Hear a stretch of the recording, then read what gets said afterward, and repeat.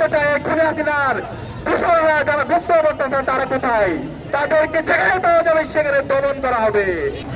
আওয়ামী লীগ কোন রাজনৈতিক দল নয়, আওয়ামী লীগ সন্ত্রাসী সংগঠন। আওয়ামী লীগ বাংলাদেশের স্বাধীনতা সার্বভৌমত্বের জন্য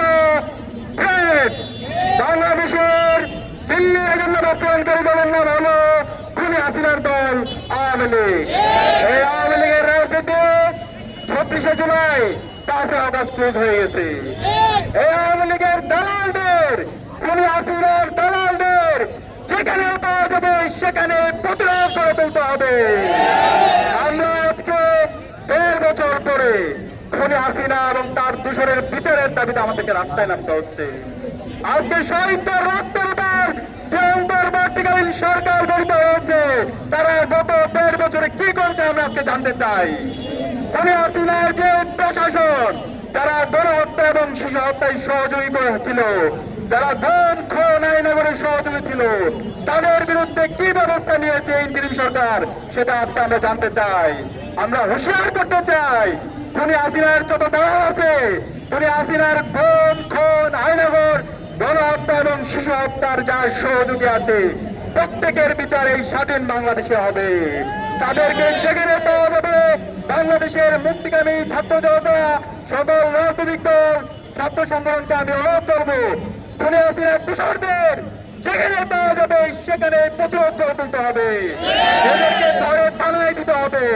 এবং আমরা বলতে চাই, এই খুনি হাসিনার ফাঁসি এই স্বাধীন বাংলাদেশে হবে এবং খুনি হাসিনার যত দূষণ আছে প্রত্যেকের বিচারে বাংলাদেশে হবে।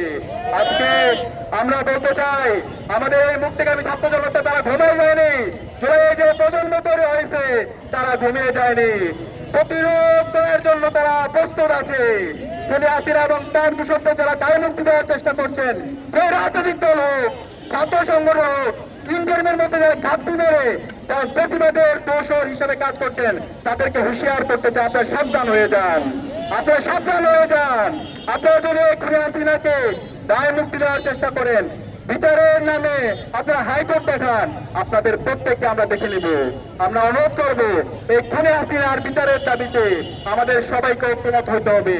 বাংলাদেশে আজকে আমরা দেখতে পাচ্ছি রাজনৈতিক দলগুলোর মতো অনৈক্য, ছাত্র সংগঠনগুলোর মতো অনৈক্য। আপনারা এই অনৈক্যকে দূর করে জাতীয় ঐক্য তৈরি করুন। ফ্যাসিবাদের বিরুদ্ধে বাংলাদেশ বিনির্মাণ করার লক্ষ্যে আমাদের সবাইকে ঐক্যবদ্ধ হতে হবে। আমরা আজকে ঢাকা বিশ্ববিদ্যালয়ে প্রত্যেকটা পয়েন্টে আজকে আমরা অবস্থান নেব।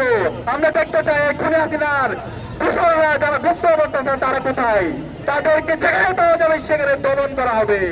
একই সাথে আগামীকাল বাংলাদেশের সকল মুক্তিকামী ছাত্র জনতাকে আমরা অনুরোধ করবো, আপনারা প্রত্যেকটা পথে প্রান্তরে অবস্থান নেবেন, যেখানে খুনি হাসিনার দূষণদেরকে পাবেন তাদেরকে ধরে থানায় দিবেন, তাদেরকে দৃষ্টান্তমূলক বিচার আওতায় নিয়ে আসবেন।